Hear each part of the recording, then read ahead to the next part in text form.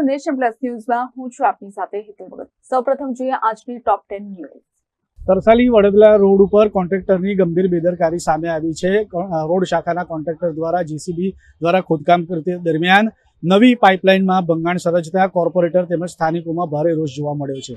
Lalbaug Kumbharwada white હાઉસની પાછળ Navapura police દ્વારા જુગારધામ ઝડપી પાડવામાં આવ્યું છે. 16 જેટલા ખેલૈયાઓ છે તેમની અટકાયત કરી દેવામાં આવ્યું છે.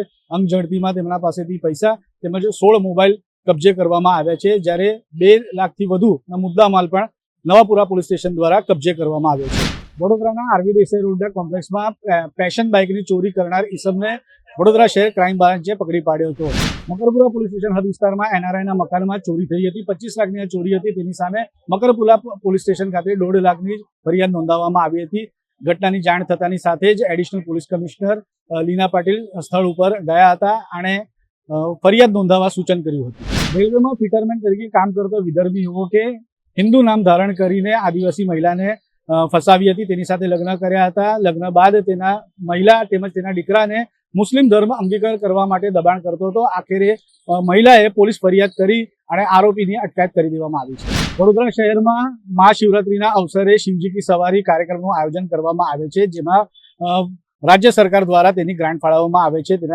તેને લઈને આજે વડોદરા મહાનગરપાલિકા ખાતે સ્ટેન્ડિંગ મળી હતી અને સ્ટેન્ડિંગમાં આજે કામ છે તે મુલતવી રાખવામાં આવ્યું છે.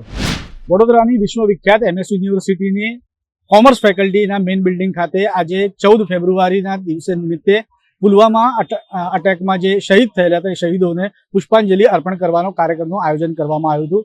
AGSU દ્વારા આ કાર્યક્રમનું આયોજન કરવામાં આવ્યું હતું, જેમાં મોટી સંખ્યામાં જે કોમર્સ ફેકલ્ટી મેઇન બિલ્ડિંગના વિદ્યાર્થીઓ તે ઉપસ્થિત રહ્યા હતા અને પુષ્પાંજલિ અર્પણ કરવામાં આવી હતી. વડોદરા ભારતીય જનતા પાર્ટી મહાનગરના નમો કમલમ કાર્યાલય ખાતે આજે સંકલન બેઠક મળવા પામી હતી. મેયર સહિત અન્ય પદાધિકારીઓ વિશેષ ઉપસ્થિત હતા. સ્થાયીના લોકો પણ વિશેષ ઉપસ્થિત હતા. ખાસ કરીને વાત કરવામાં આવે તો સંકલનમાં પ્રમુખ મુદ્દા તરીકે શિવજી કી સવારીનો ખર્ચાનો જે મુદ્દો છે તેના ઉપર મનોમંથન કરવામાં આવ્યું હતું.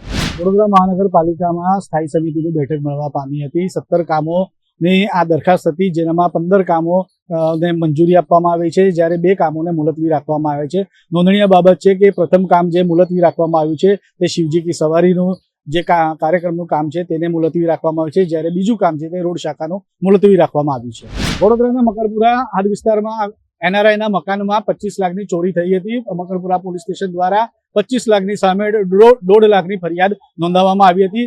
દર્શક મિત્રો, આ હતી આજની ટોપ 10 ન્યૂઝ. હવે પછીના ન્યૂઝ જોવા માટે અમારી નેશન પ્લસ ન્યૂઝની યુટ્યુબ ચેનલને સબસ્ક્રાઇબ કરો. નમસ્કાર.